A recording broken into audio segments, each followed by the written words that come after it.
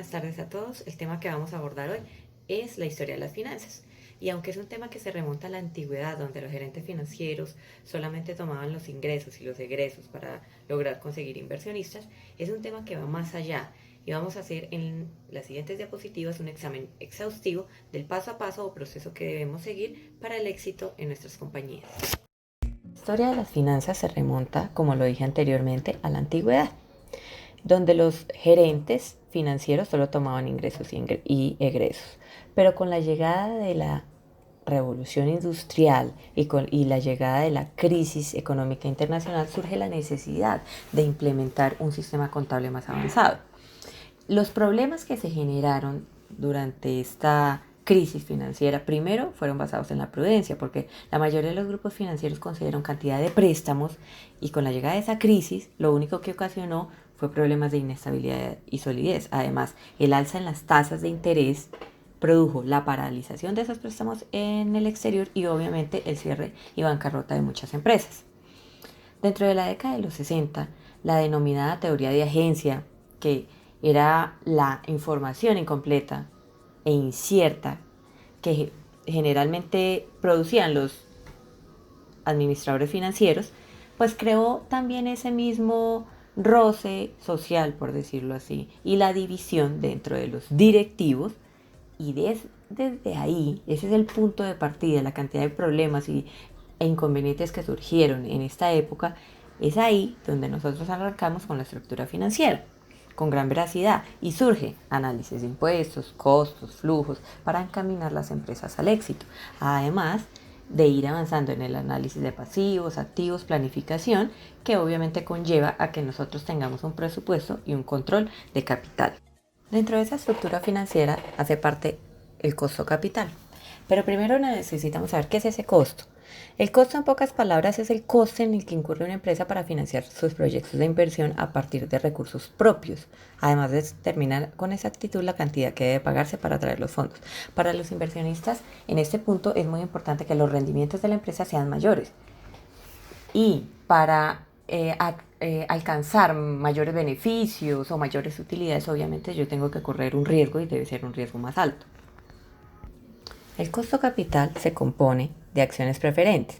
Las acciones preferentes tienen un punto más alto o se diferencian del rendimiento de las acciones comunes porque tienen unos privilegios extra para los tenedores y esos generalmente son de tipo económico. Estos factores y herramientas que nos proporciona el costo capital nos ayudan a identificar el momento justo y oportuno para nosotros realizar nuestras inversiones. Dentro de este costo capital también podemos encontrar costo de capital promedio ponderado, que es una tasa de descuento que mide el costo promedio que han tenido nuestros activos, y el costo marginal de capital, que este sirve para determinar el incremento del volumen del financiamiento de una empresa, y de esta manera nosotros podemos saber con exactitud el tiempo y momento justo, además del rendimiento de la empresa.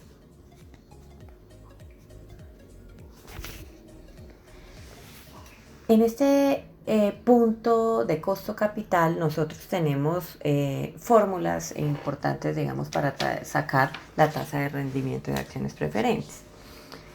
Esta fórmula básicamente es la siguiente.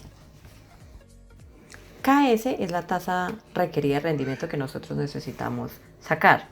Esa se saca con KRF, que es la tasa libre de riesgo, más PR, que es la prima de riesgo.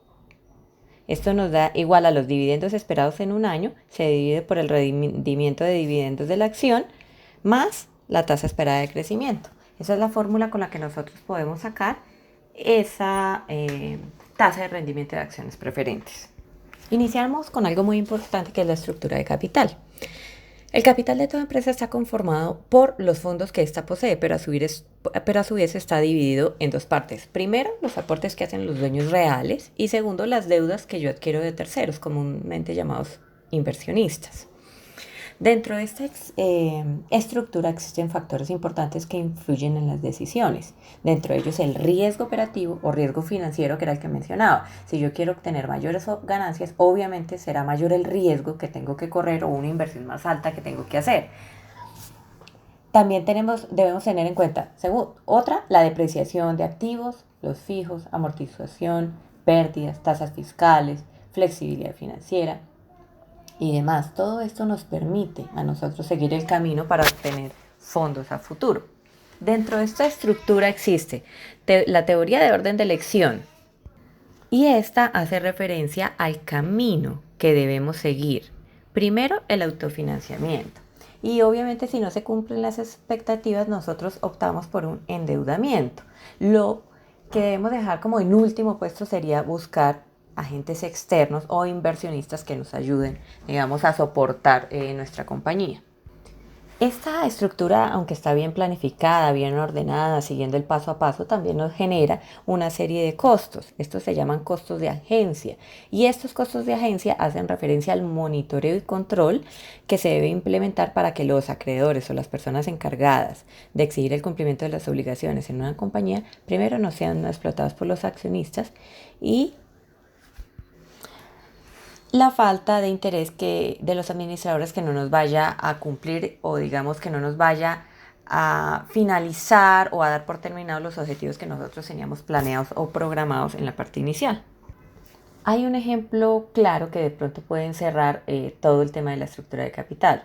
Dentro de esta, bueno, vamos a tratar el capital de trabajo, pero para esto hay un ejemplo claro. Como emprendedora en este momento que me encuentro, el capital de trabajo, en este caso, para mí hace referencia a los activos. ¿Y cuáles son los activos? Pues la inversión que yo realicé para iniciar el negocio.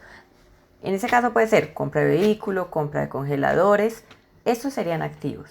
Y los pasivos, en mi caso, son las deudas que tengo por haber hecho, digamos, la inversión para este emprendimiento.